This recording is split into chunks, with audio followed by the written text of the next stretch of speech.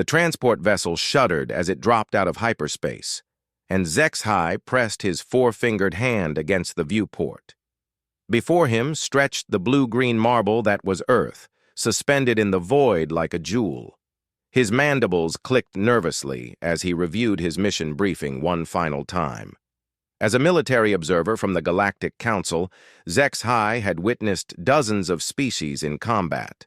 The methodical Krillians with their mathematical precision, the savage Gorathi who fought with pure rage, the technological supremacy of the Valari Empire. But humans remained an enigma to the galactic community.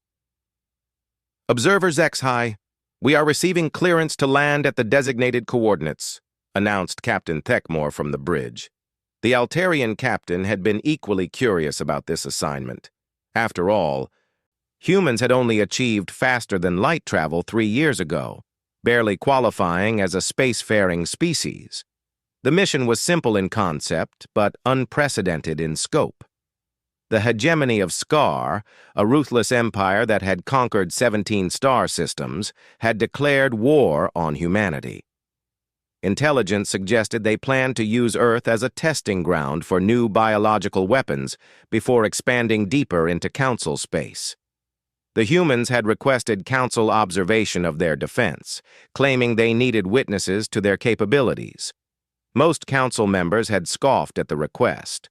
What could a species that still used projectile weapons possibly show advanced civilizations? But curiosity had won, and HFY found himself assigned as the primary observer. The landing shuttle touched down at what humans called Peterson Air Force Base in the North American continent.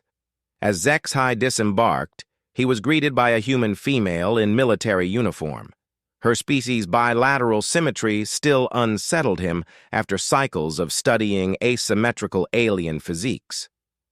Welcome to Earth, Observer HFY. I'm General Patricia Hayes, United Earth Defense Command. Her voice was steady, betraying none of the fear he expected from a species about to face extinction. We are honored to have the Council witness humanity's response to the Scar threat. HFY's translator processed her words, but something in her tone gave him pause. There was confidence there, almost bordering on anticipation. General Hayes, my briefings indicate the Scar fleet consists of 200 warships, including 3 planet killers. Are your people prepared for what's coming? The general's lips curved upward in what his cultural database identified as a smile. But this expression seemed different from the greeting smiles he'd observed. This one showed teeth. Observer, I think you'll find humanity has some surprises in store. Your quarters have been prepared in our command bunker. The Scar fleet should arrive in approximately 36 hours. The command bunker impressed HFY with its depth and complexity. Humans had burrowed nearly a kilometer underground, creating a fortress that rivaled military installations on core Council worlds. The technology was primitive by galactic standards, but the engineering was sound. What struck him most was the atmosphere among the human personnel. They weren't panicking. They weren't praying to their various deities or saying farewell to loved ones. Instead, they moved with practiced efficiency, checking systems, reviewing data, and preparing for battle. Some even seemed excited. Your people appear remarkably calm, HFY observed to General Hayes as they toured the facility's nerve center. Should we be panicking? She asked, genuine curiosity in her voice. Most species facing certain annihilation typically display elevated stress responses. The Scar have never lost a planetary siege. General Hayes stopped walking and turned to face him directly. Observer HFY, may I ask what you know about human history? Your species evolved from primitive mammals on a hostile world. You've been engaged in constant warfare for most of your recorded history. You achieved nuclear weapons before space travel and nearly destroyed yourselves multiple times. You're considered dangerously unstable, but technologically promising. The general nodded slowly. That's accurate as far as it goes, but you're missing something crucial about humanity. She gestured to a wall display showing Earth's surface. "We didn't just evolve on a hostile world, Observer. We conquered it. We tamed it. We turned a planet that tried to kill us every day into our home." Zexhai followed her gaze to the display. Earth did appear remarkably hostile compared to most inhabited worlds. Vast temperature variations, violent weather systems, seismic instability, and predatory fauna. Most species would have abandoned such a world or died trying to survive it. "More importantly," General Hayes continued, "we've spent our entire existence fighting each other. The Scar think they're bringing war to Earth. They have no idea that they're entering a war zone that's been active for millennia." Before Zexhai could respond, alarms began blaring throughout the facility. A technician called out from his station. "General, long-range sensors are detecting hyperspace signatures. The Scar fleet is arriving ahead of schedule." "How long until they reach orbit?" 18 hours, ma'am." General Hayes nodded calmly.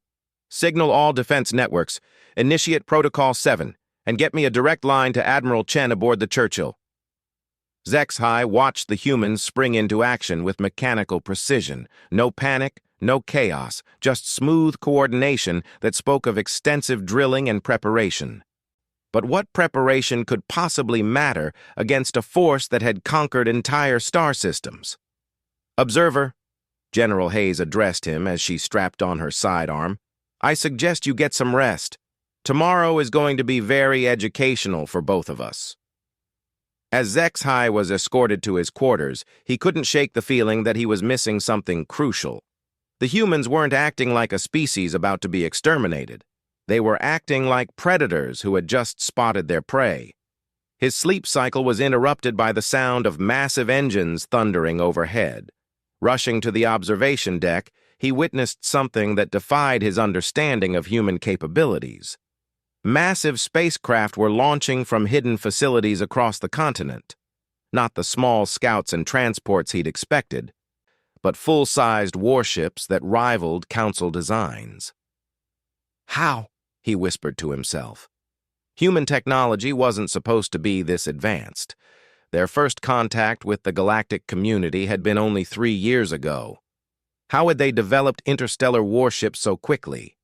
A human technician noticed his confusion. "Those are from the black sites, sir. We've been building them for decades, long before we made official contact. Our governments figured it was better to be prepared than surprised." Decades? That meant humans had been secretly developing advanced technology since before they'd achieved official faster-than-light capability. The implications sent chills through Zexhai's exoskeleton. Either humanity was far more advanced than anyone realized, or they were about to engage in the most desperate gamble in galactic history. The Scar fleet dropped out of hyperspace 12 hours early, their massive ships blotting out portions of Earth's star. Zexhai counted over 300 vessels, far more than intelligence had suggested. The planet killers were mountainous things, each capable of cracking a world's crust with sustained bombardment. But instead of panic, the human command center buzzed with what could only be described as eager anticipation. General Hayes stood before the main tactical display, watching the Scar formation with the focused attention of an apex predator studying its prey. "Observer," she said without turning around, "you're about to learn why humanity hasn't lost a war in over 80 years, and why the Scar made a very serious mistake in choosing Earth as their target." The lead Scar vessel was transmitting on all frequencies, its message translated by the facility's computers. The words chilled Zexhai to his core. "Primitive humans, your world has been selected for biological testing. Surrender immediately and your deaths will be swift. Resistance will result in prolonged suffering for your entire species." General Hayes smiled, that same toothy expression from their first meeting. "Signal all units," she commanded. "Tell them the Scar just made this personal." Zexhai realized with growing dread that he wasn't here to observe humanity's last stand. He was here to witness something far more terrifying. humanity's first real demonstration of what they were capable of when truly threatened. And judging by the expressions on the faces around him, the Scar had absolutely no idea what they had just walked into. The Scar bombardment began at precisely 0800 hours, Earth Standard Time. Massive energy beams lanced down from orbit, striking what appeared to be major population centers. HFY watched in horror as the weapons that had shattered the defenses of 17 worlds turned their fury on humanity's homeworld. But something was wrong. The bombardment patterns didn't match Scar tactical doctrine. Instead of the systematic destruction he'd witnessed in archived battle footage, the aliens seemed to be targeting specific locations with surgical precision, and the humans weren't responding. "Why aren't your defensive systems engaging?" HFY asked General Hayes, who remained unnaturally calm as reports flooded in from across the globe. "Because," she replied, her eyes never leaving the tactical display, "we're not defending those targets. We're studying Scar firing patterns, energy signatures, and targeting priorities. Every shot they take gives us more data about their capabilities." "But the casualties are minimal," interrupted a technician.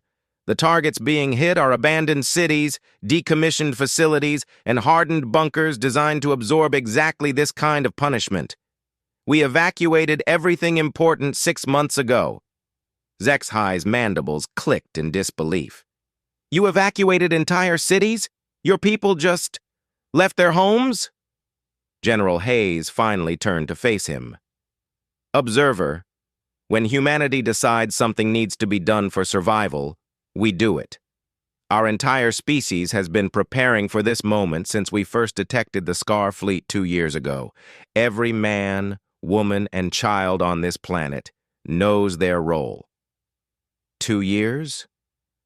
That meant humans had known about the Scar threat long before making their request to the Council. This wasn't a desperate last stand. It was an elaborate trap. The Scar fleet commander apparently grew frustrated with the lack of significant resistance.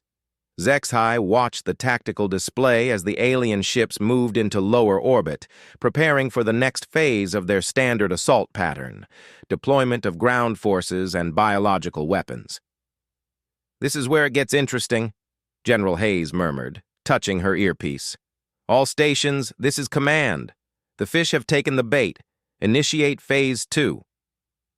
What happened next defied everything HFY thought he knew about human military capability. The planet's surface erupted with activity as thousands of hidden launch sites revealed themselves simultaneously. But these weren't launching the primitive missiles he expected. These were sleek, impossibly fast projectiles that moved with purpose and intelligence.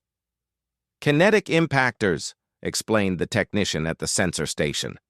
"Tungsten rods accelerated to a significant fraction of light speed. No energy signature to track, no warhead to detect. Just raw momentum and mass." The first wave of projectiles struck the Scar fleet before their shields could even register the threat.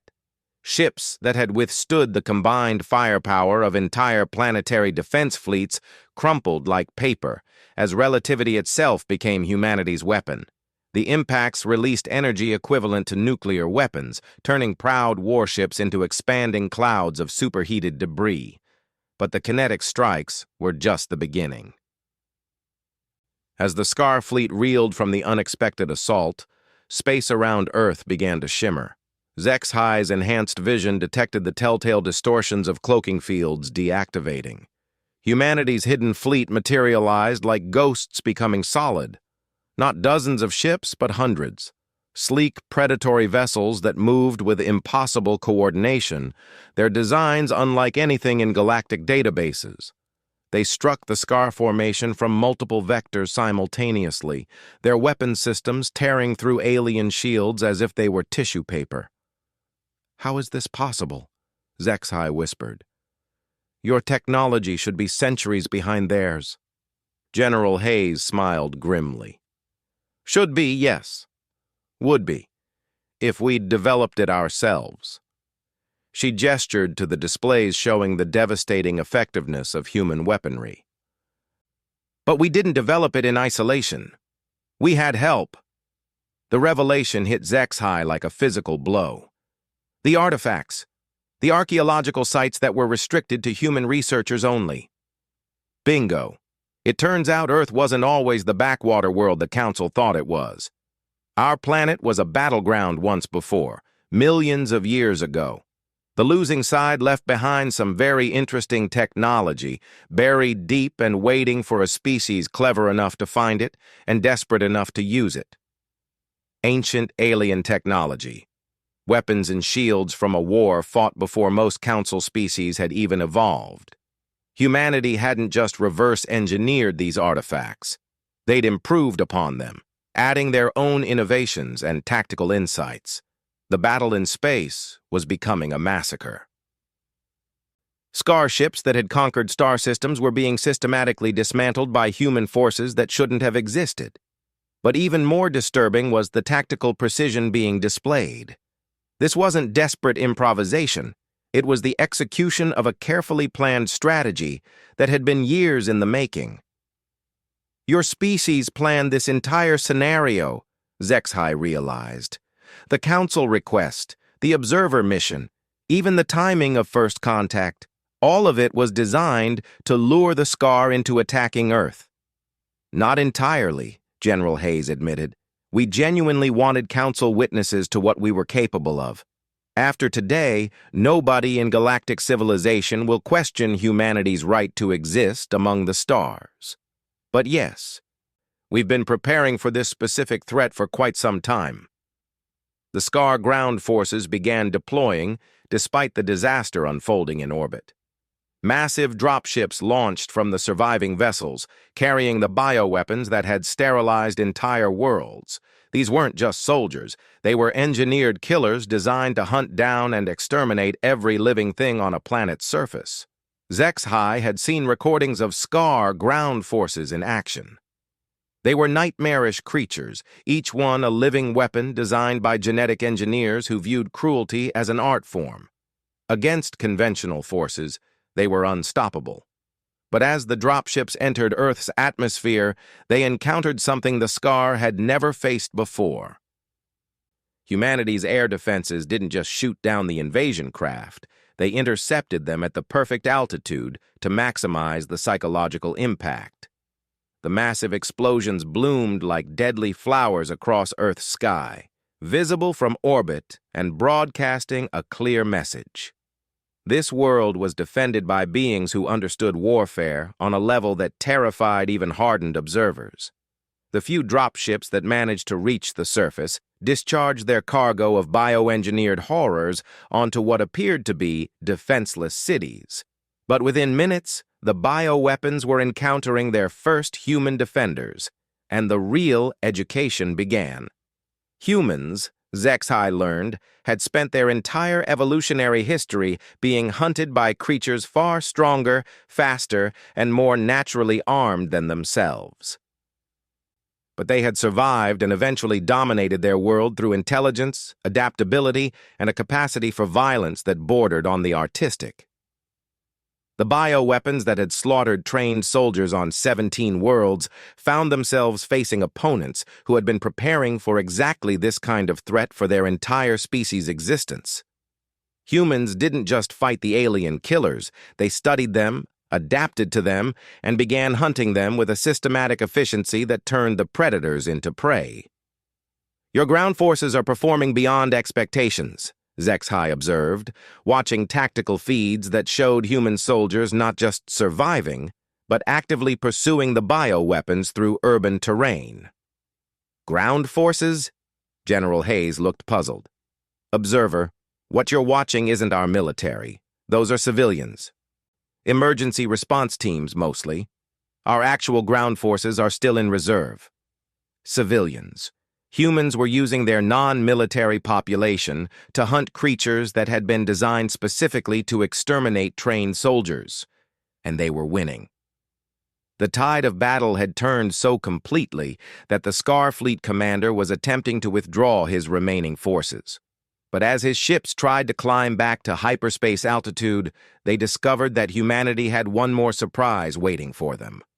The space around Earth's gravity well had been seeded with gravity mines, devices that created localized distortions in space-time itself.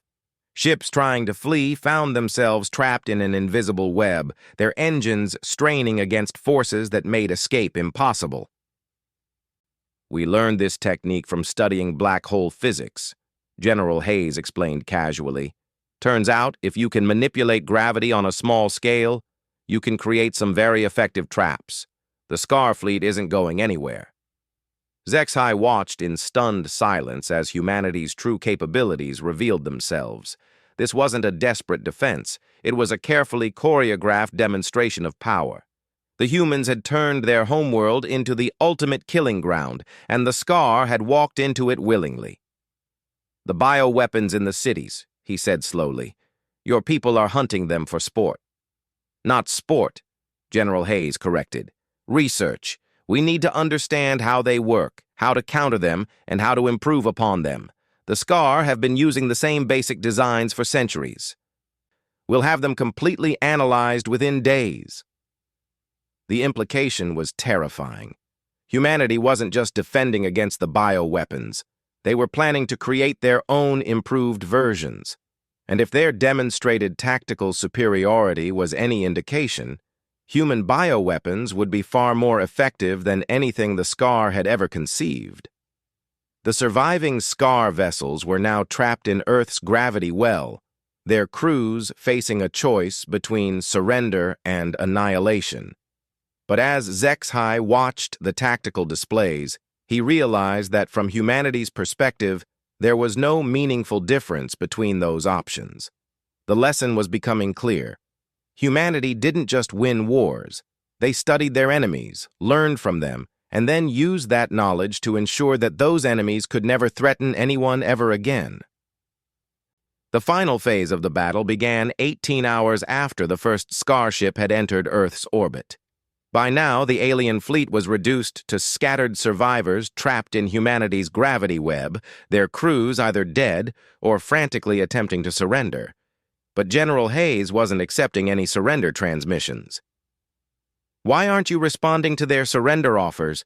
Zexhai asked, though he suspected he already knew the answer. "Because," General Hayes replied, her attention focused on a detailed tactical display, "they haven't surrendered to our satisfaction yet. The Scar need to understand something fundamental about humanity before this ends." The remaining alien vessels were being systematically boarded by human marines using assault shuttles that moved like striking serpents. But these weren't conventional boarding actions. The humans were capturing ships intact, along with their crews, technology, and most importantly, their data archives. "You're taking prisoners for interrogation," Zexhai observed. "Among other things." The general's expression had grown cold in a way that made Zexhai's exoskeleton crawl. "The Scar have attacked 17 worlds, Observer. They've committed genocide on a galactic scale. We want to know everything about their empire, their technology, their weaknesses, and their allies." Through the command center's displays, Zexhai watched human boarding teams work with terrifying efficiency. They weren't just soldiers, they were scientists, engineers, and intelligence specialists who dissected Scar technology in real time.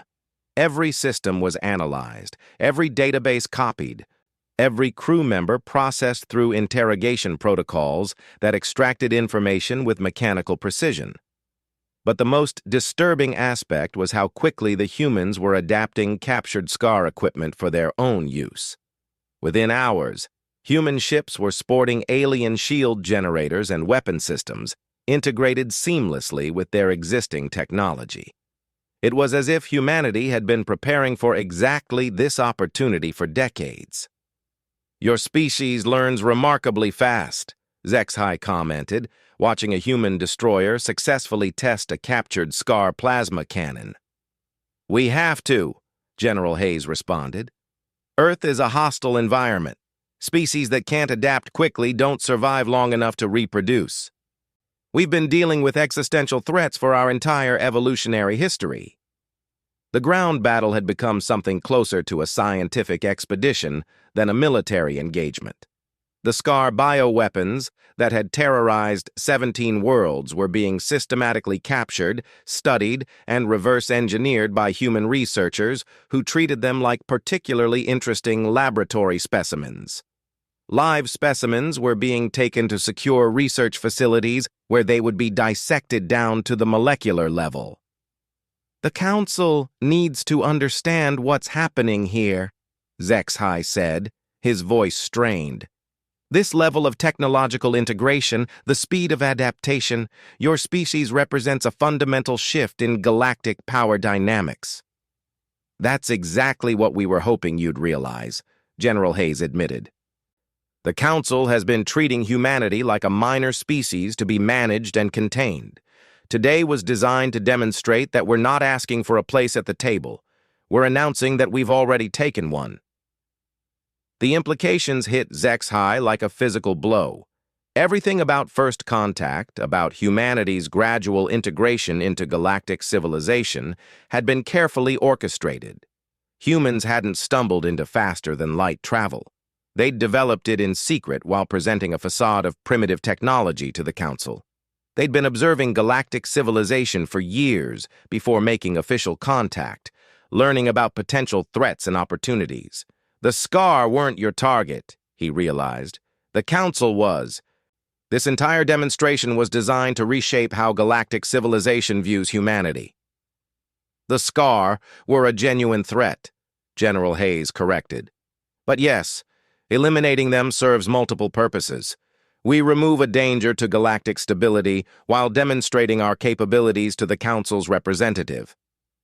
The last Scar vessel finally managed to transmit a surrender signal that met human requirements. The message was broadcast not just to Earth, but to monitoring stations across Council space, ensuring that every major civilization would receive it simultaneously. "This is War Leader Kreshitar of the Scar Hegemony," the alien's voice was broken, defeated. "I formally surrender all remaining forces to the humans of Earth. We were not prepared for this level of resistance. Our empire submits to human authority." The words sent shockwaves through HFY's consciousness. In galactic history, no Scar commander had ever surrendered. Their species was engineered for conquest, psychologically incapable of admitting defeat. For them to not only surrender but submit to human authority represented a fundamental break in the natural order of galactic civilization. "What happens now?" HFY asked. General Hayes smiled, but this expression was different from her earlier predatory grins. This one was almost gentle, if such a term could be applied to a human. "Now we begin the real work. The Scar Empire controlled 17 star systems containing hundreds of billions of beings. Those populations are going to need new leadership, new protection, and new opportunities. You're planning to occupy Scar space? We're planning to liberate it. There's a difference." She gestured to displays showing detailed star charts of the former Scar Empire. Those systems contain dozens of enslaved species who have been living under Scar oppression for generations. They deserve freedom, and we intend to give it to them. But even as she spoke of liberation, HFY could see the strategic calculations behind humanity's apparent altruism. 17 star systems represented enormous resources, population bases, and industrial capacity. By positioning themselves as liberators rather than conquerors, humans would gain access to all of it while maintaining the moral high ground. "The Council will have concerns about human expansion into former Scar territory," he observed. "The Council is welcome to voice those concerns," General Hayes replied, "but they'll be voicing them to the species that just eliminated a threat that has been terrorizing galactic civilization for centuries. I suspect they'll find their concerns carry less weight than they might expect." The cleanup operations began immediately. Human ships moved through the debris field that had once been a mighty Scar fleet, recovering technology, data cores, and any survivors who might prove useful. But more impressive was the speed with which humanity began implementing humanitarian aid to the liberated Scar worlds. Relief fleets that shouldn't have existed appeared from hidden bases throughout human space. Medical ships, supply transports, and engineering vessels moved toward former Scar territory with the efficiency of a well-rehearsed operation. Clearly, humanity had been planning for this outcome for years. "Your relief efforts are remarkably well organized," HFY commented. "We've been studying the Scar Empire's structure for 2 years," General Hayes admitted.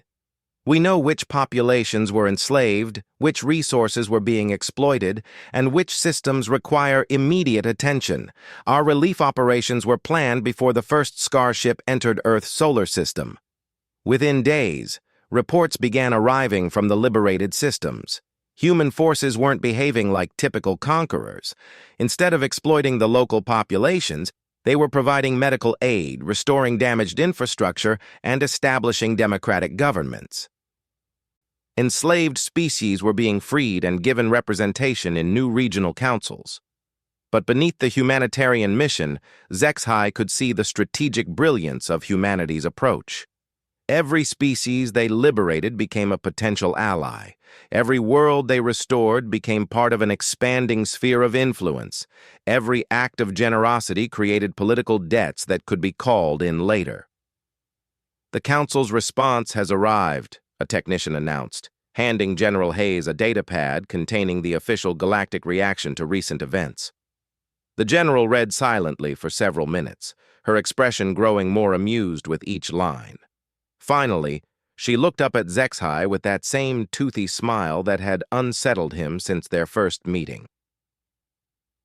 "The Council formally recognizes humanity's right to occupy and administer former Scar territory as compensation for damages inflicted by unprovoked aggression," she read aloud.